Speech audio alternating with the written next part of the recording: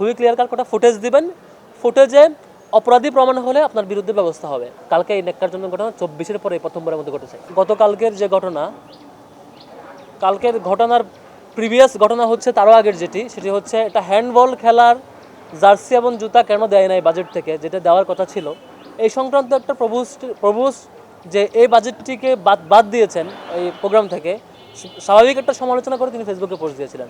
এই সামান্য সমালোচনা তিনি শিক্ষক, তিনি নিতে পারেন নাই এবং তার বিপরীতে তাকে মানসিক টর্চার করেছেন, যেটা হতে পারতো।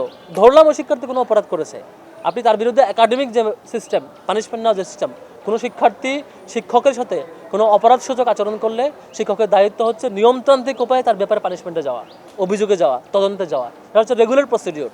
আপনি সেই প্রসিডিওর ভায়োলেট করে সেই শিক্ষার্থীকে আপনার প্রভোস্ট রুমে আটকে রেখে তাকে টর্চার করলেন, মানসিক টর্চার করলেন, এবং সেই ঘটনা যখন তিনি সামনে নিয়ে আসার পর তাকে ম্যানেজ করার জন্য, তাকে চাপে রাখার জন্য নানান আয়োজন করলেন। এটা খুবই দুঃখজনক।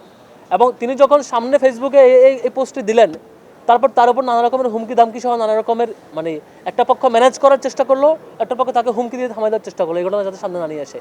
এবং সেখানে শুরু থেকে সেই দলীয় বাহিনী তার বিপক্ষে লেগে গেল আর কি।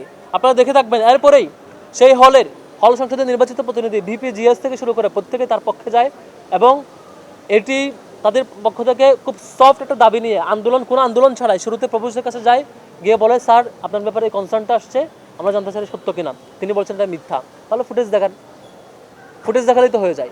ফুটেজ দেখান। আপনি যদি অভিযোগের ব্যাপারে মিথ্যা বলেন যে আপনার ব্যাপারে যে কথা বলা হচ্ছে সেটা মিথ্যা, তাহলে ইজিলি সলভ হয়ে যায়।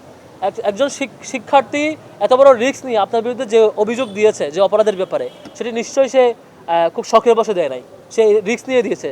তো আমরা ধরে নিচ্ছি যে তিনি মিথ্যা বলেছেন, ধরে নেই। তাহলে আপনি ফুটেজ দেখান। প্রাইমারিলি প্রায় ঘন্টাখানেক অপেক্ষা করা হলো, কিন্তু কোনো ফুটেজ তিনি দেখান নাই, তিনি দেখাতে ইচ্ছুক না ফুটেজ। তারপর শেষ পর্যন্ত শিক্ষার্থীরা আন্দোলনের পর্যায়ে গেল। আমাদের প্রত্যেকটা হল সংসদ থেকে সমর্থন জানানো হয়েছে, ডাকসুর পক্ষ থেকে আমরা আন্দোলনের সমর্থন জানিয়েছি যে খুবই ক্লিয়ার কাট কটা ফুটেজ দিবেন, ফুটেজে অপরাধী প্রমাণ হলে আপনার বিরুদ্ধে ব্যবস্থা হবে। আর যদি অপরাধী প্রমাণ না হয় তাহলে তো ইস্যু সলভ, আপনার বিরুদ্ধে অভিযোগ হয় নাই। হ্যাঁ, যদি ফুটেজ ডিলিট করে দেন নাটক করে, তাহলে ধরে নিব এই অপরাধ সত্য। এবং এটাও ধরে নিব যদি ফুটেজ ডিলিট করে দেন, শুধু তাকে আপনি হয়রানি করেন নাই, তাকে মানসিক যন্ত্রণা দেন নাই, বরং তাকে হত্যার চেষ্টা করছেন, এটা আমরা ধরে নিতে পারবো। আমরা কেমন করে বুঝে নিব বা কি বুঝবো আপনি কতটুকু করছেন, কি করেন না, কি করেছেন। আমরা বারবার স্যারকে, আমি কালকে বিসি স্যারকে ফোন দিয়েছি, রিকোয়েস্ট করেছি। এটা রাত 10টার ঘটনা, 10টারও আগে, সম্ভবত 9টার দিকে স্যার আমি বিসি স্যারকে ফোন দিয়েছি, স্যার এই ইস্যুটা আর বড় করার দরকার নাই, আপনি সিম্পলি বলে দেন ফুটেজ যাতে সামনে আসে, ফুটেজটা ওপেন করতে দেন, তাহলে ঘটনা সলভ হয়ে যাবে, এই জিনিসটা এত দূরে যাবে না। বিসি স্যার বলছেন হ্যাঁ আমি বলে দিচ্ছি। আমি ভেবেছিলাম বিসি স্যার আমার সাথে সত্য বলেছেন। আমি ভেবেছিলাম তিনি ইউনিভার্সিটির অভিভাবক হিসাবে একটা ঘটনার ব্যাপারে অভিযোগ আসলে এত নাটক না করে সরাসরি সেই জিনিসটা সামনে নিয়ে আসবেন। কালকে সেই ঘটনায় আমাদের আসিফ আবদুল্লাহ ছিলেন উপস্থিত, এবি জুবাইর ছিলেন সমাজসেবা সম্পাদক, আমাদের অনেক প্রতিনিধি সেখানে ছিলেন, আনাস ছিলেন, আমাদের ওইখানকার ডাকসুর জেলা প্রতিনিধি ইকবাল হায়দার বিজ্ঞান সম্পাদক, তার উপর আক্রমণ করা হয়েছে কালকে। ডাকসুর অসংখ্য সম্পাদক এবং সদস্যের উপর কালকে আক্রমণ করা হয়েছে। ওইখানকার এই যে জিএস এর উপরে, জিএস ইমাম হাসান, তার উপরে আক্রমণ করা হয়েছে। সে এখন হসপিটালাইজড, সেন্সলেস অবস্থায় আছে। ভয়াবহ আক্রমণ করা হয়েছে কালকে। এই ন্যাক্কারজনক ঘটনা 24-এর পরে প্রথমবারের মধ্যে ঘটেছে, যেখানে একটা সিরিয়াস কেস, যে শিক্ষার্থীকে প্রভোস্ট রুমে ডেকে এনে টর্চার করা, সাইবার মামলার হুমকি দেওয়া এবং ইউনিভার্সিটি থেকে বহিষ্কার করা হুমকি দেওয়া। একজন শিক্ষক, একজন হলের প্রভোস্ট, সে যখন একটা শিক্ষার্থীকে ডেকে এনে হুমকি দেয়, জোরপূর্বক কাগজে লেখায়, বাধ্যতামূলক স্বীকারোক্তি লেখায়, এবং বলে তোমাকে বহিষ্কার করা হবে বলে, এবং বলে যে তোমাকে সাইবার মামলা দেওয়া হবে, এই ধরনের হুমকি দেয়, এবং তাকে মানসিকভাবে টর্চার করে, কর্মকর্তা কর্মচারী দিয়ে মোবাইল চেক করায়। এই ঘটনাগুলো খুবই নিন্দনীয় ঘটনা। যে শিক্ষক এ ধরনের কাজ করে, তিনি শিক্ষক থাকার অধিকার রাখেন না।